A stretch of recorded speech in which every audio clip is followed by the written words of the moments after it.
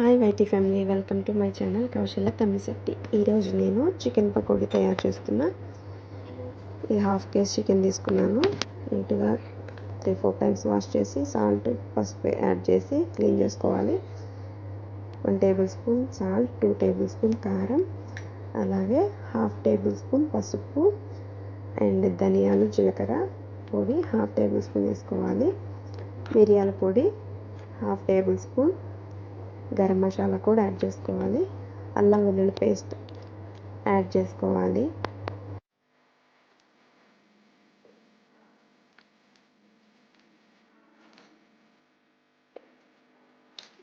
అల్లం వెల్లుల్లి యాడ్ చేసిన తర్వాత కార్న్ఫ్లోర్ అండి, 2 to 3 table spoon cornflour add చేసుకోవాలి.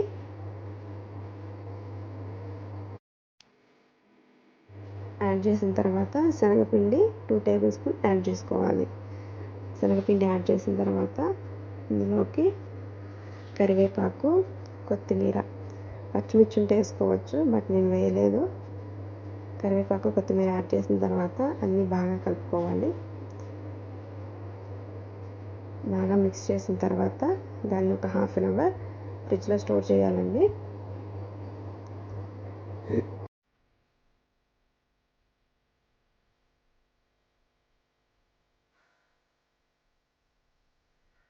నేను ఇక్కడ ఫ్రిడ్జ్లో 1/2 అవర్ ఉంచుతున్నాను.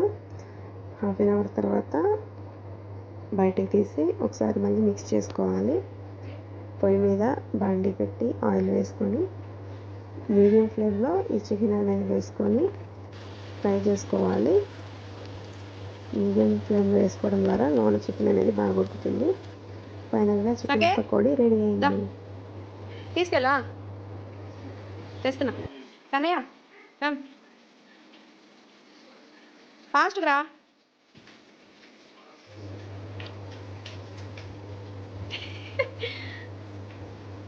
మా వీడియో మీకు నచ్చినట్లయితే లైక్ చేయండి, షేర్ చేయండి, సబ్స్క్రైబ్ చేయండి. Thank you for watching.